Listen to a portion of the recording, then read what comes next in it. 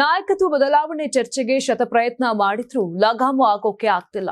ಈಗಾಗಲೇ ವಿಧಾನಸಭೆ ಅಧಿವೇಶನದ ಪ್ರಾರಂಭದಲ್ಲೇ ಸಿದ್ದರಾಮಯ್ಯ ಕ್ಲಾರಿಟಿ ಕೊಟ್ಟಿದ್ರು. ಹೈಕಮಾಂಡ್ ಹೇಳೋವರೆಗೂ ನಾನೇ ಸಿಎಂ ಅಂತ ವಿಪಕ್ಷಗಳು ಸೇರಿದಂತೆ ಬದಲಾವಣೆ ಬಯಸುವವರಿಗೆ ಟಾಂಗ್ ಕೂಡ ಕೊಟ್ಟಿದ್ರು. ಇಂದು ಕೂಡ ತಮ್ಮ ಹೇಳಿಕೆಗಳನ್ನ ಪುನರುಚ್ಚರಿಸಿದ್ದಾರೆ. ಇಷ್ಟೇ ಅಲ್ಲ, ಹೈಕಮಾಂಡ್ ಯಾರ ಪರವಾಗಿದೆ ಅನ್ನೋ ಗುಟ್ಟನ್ನು ಬಯಲು ಮಾಡಿದ್ದಾರೆ. ಇದು ಎಲ್ಲರ ಹುಬ್ಬೇರುವಂತೆ ಮಾಡಿದೆ. ಹೈಕಮಾಂಡ್ ನನ್ನ ಪರವಾಗಿಯೇ ಇರೋದು ಅಂತ ಸಿದ್ದರಾಮಯ್ಯ ಬಹಿರಂಗ ಹೇಳಿಕೆ ಕೊಟ್ಟಿದ್ದಾರೆ. ನಮಗೆ ಯಾರು ಕೂಡ ನಿರ್ದೇಶನ ಕೊಡೋದಿಲ್ಲ, ಆದ್ರೆ ಬಿಜೆಪಿಗೆ ನಿರ್ದೇಶನ ಕೊಡುವವರು ಇದ್ದಾರೆ. ನಾವು ನನ್ನ ಮನಸ್ಸಿನಂತೆ ನಡೆಯುತ್ತೇವೆ ಹೀಗಂತ ಕುರ್ಚಿ ಗೊಂದಲಕ್ಕೆ ಸಿದ್ದರಾಮಯ್ಯ ತೆರೆ ಎಳೆಯುವ ಪ್ರಯತ್ನ ಕೂಡ ಮಾಡಿದ್ರು. ನಾನು ಈಗಾಗಲೇ 5 ವರ್ಷ ಪೂರೈಸಿದ್ದೇನೆ, ಮತ್ತೆ 2ನೇ ಬಾರಿಗೆ ಮುಖ್ಯಮಂತ್ರಿ ಆಗಿದ್ದೀನಿ. ಈಗ ನಾನೇ ಮುಖ್ಯಮಂತ್ರಿ, ಹೈಕಮಾಂಡ್ ತೀರ್ಮಾನದಂತೆ ನಡೆದುಕೊಳ್ತೇನೆ.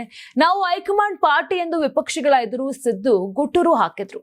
ಮತ್ತೊಂದೆಡೆ ಡಿಕೆಶಿ ತಮ್ಮ ಮಹದಾಸೆ ಈಡೇರಿಸಿಕೊಳ್ಳಲು ಟೆಂಪಲ್ ರನ್ ಮುಂದುವರೆಸಿದ್ದಾರೆ. ಒಟ್ನಲ್ಲಿ ಕುರ್ಚಿ ಕಿತ್ತಾಟ ಮಧ್ಯೆ ಹೈಕಮಾಂಡ್ ಯಾರ ಪರವಾಗಿದೆ ಅನ್ನೋ ಕುತೂಹಲ ಹೆಚ್ಚಾಗಿದೆ. ಯಾರಾಗ್ತಾರೆ ಎಂಎಲ್ಎ ಅಭ್ಯರ್ಥಿ 2028 ಶೀಘ್ರದಲ್ಲೇ. ಪ್ರತಿದಿನ ಒಂದೊಂದು ಕ್ಷೇತ್ರದ ಟಿಕೆಟ್ ಆಕಾಂಕ್ಷಿಗಳ ಸಂಪೂರ್ಣ ಮಾಹಿತಿ ಪೊಲಿಟಿಕಲ್ ಜರ್ನಲಿಸ್ಟ್ KM ಶಿವಕುಮಾರ್ ಅವರಿಂದ. ಕರ್ನಾಟಕದ ನಂಬರ್ 1 ಡಿಜಿಟಲ್ ಮೀಡಿಯಾ ನಿಮ್ಮ ನೆಚ್ಚಿನ ಕರ್ನಾಟಕ ಟಿವಿಯಲ್ಲಿ ಮಾತ್ರ.